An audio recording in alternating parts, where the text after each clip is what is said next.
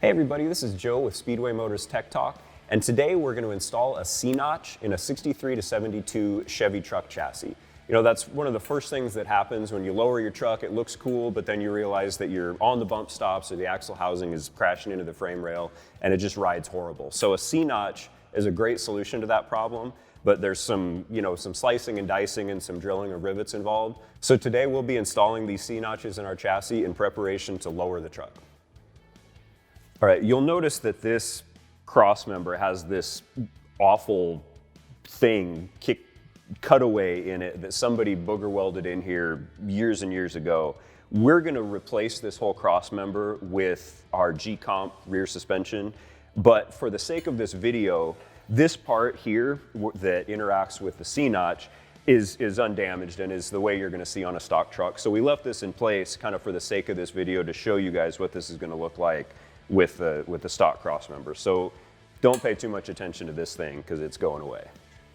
Before we get started, I mean, obviously this frame is upside down, so what we're doing might look a little bit different. If you're doing this with the truck on the ground, you can actually install this kit with the box on the truck. You just need to remove the coil springs and kind of drop the axle housing. But we're doing this, we've got a bare frame here, we're doing it upside down. So just bear that in mind as you're watching this video.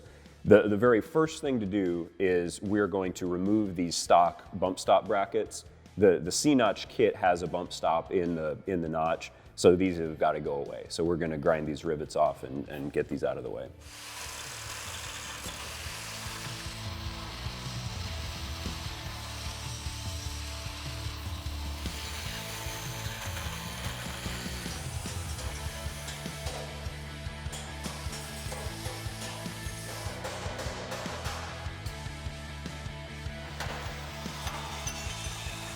So this got blasted, obviously the area behind that bump stop didn't get cleaned up, so we'll just zip it with the angle grinder here quick.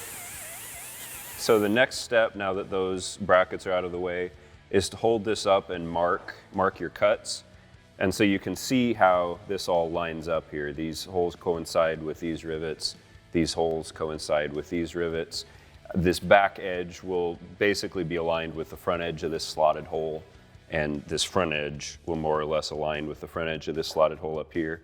So with that all lined up the way that it needs to be, we're going to mark our cut. And if you mark it on this side, you're not going to account for the thickness of the material. And this is heavy, like 1/4 inch plate, so you'll want to mark it on the outside. One thing that I like to do in a situation like this is drill where the corners are going to be, and that does a couple things. One, it makes for a nice clean corner where you run your cutoff wheel up to where the hole is, and two, it makes sure that you don't have a sharp 90-degree break here, because that any sharp edge like that when you're cutting on a frame like this could be a stress point where a crack could start. So by drilling these corners, we'll make a nice rounded cut there, and that'll kind of just help all around. And I'm just locating where the center of the hole is going to be right now.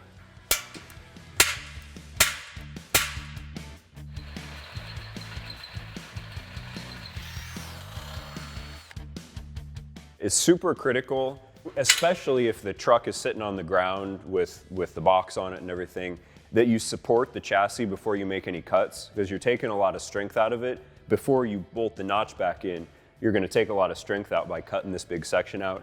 So make sure that you have it all supported so that it doesn't want to twist or flex or bend while it's cut. So the instructions will tell you to move on to the cut now, but we were just looking at this and thinking, you know, we're going to have to remove these rivets because they will be replaced with bolts for the C-notch. If we're going to be grinding and pounding and hammering here, better to do that before we take this section out of the frame and remove that strength. So we're going to do that first, and then we'll move on to the cut.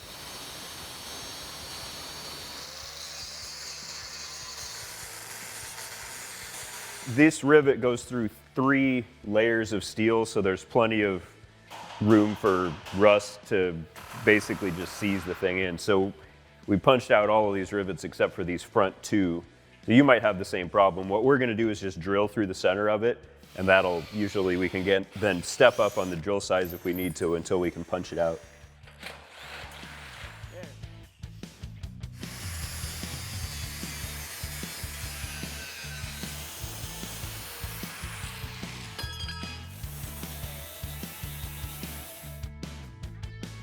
All right, we're gonna test fit this here. Not uncommon for you to have to kind of grind and cut to fit, but it looks like we got pretty close. One thing that you might encounter, I think just about all of these trucks, this spring plate extends outside the edge of the frame rail. So in order to get this to sit flush, we're gonna have to trim this back in order for this to sit on there the way it's supposed to.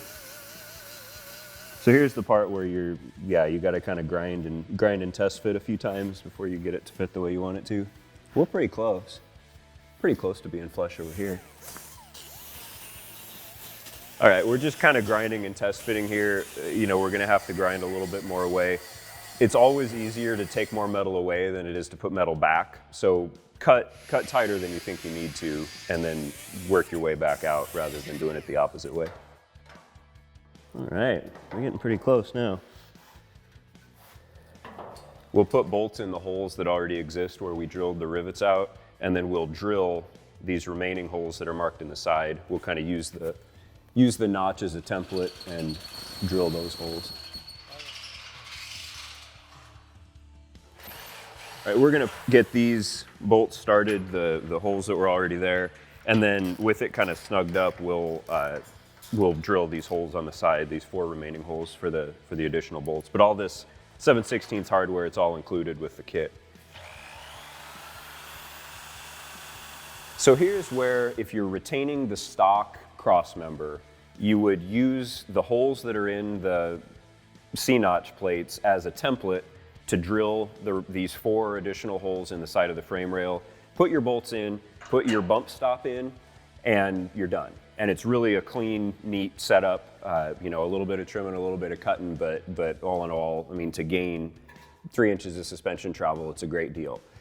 In our case, we are replacing this messed up cross member with the cross member that comes in the Speedway Motors G-Comp C10 rear suspension kit. So we don't want to drill these holes yet because it's possible that plates are going to be a different thickness, that something's going to change, and so we don't want to have to make the holes any bigger than we have to. So we're going to pause here until we put in this different cross member.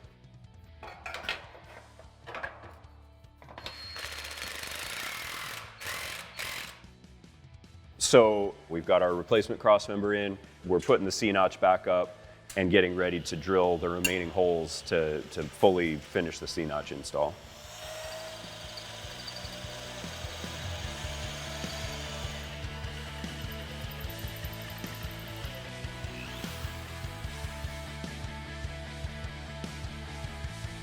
All of our holes are drilled, everything's bolted up. These are pretty much good to go. The last step is installing the little bump rubber in here with the provided nut and washer, and then we'll be done. All right, our notch is installed. Obviously, we've got it put together here with the aftermarket cross member. We showed how to do it with a stock cross member. Either way, it's a bolt-in operation, really a pretty simple process, and you gain quite a bit of travel out of the rear suspension. If you've driven one of these trucks without a notch in it with a lowered rear suspension, it's either hammering on the bump stops or hammering on the frame. Not a great way to be. So this is a great way to sort of solve that problem with a bolt-on part. One thing that I will say to pay attention to is that now you've done this, you've got a little bit more travel. Pay attention to where the drive shaft goes through the center cross member, because now you're adding some up travel to the rear suspension. If that gets tight there, obviously that's a bad situation. So pay attention to that. Just check all your clearances before you put it back on the ground and start driving. But all in all, this is just a great, easy to install part that's going to do a lot of good to the rear suspension of the truck.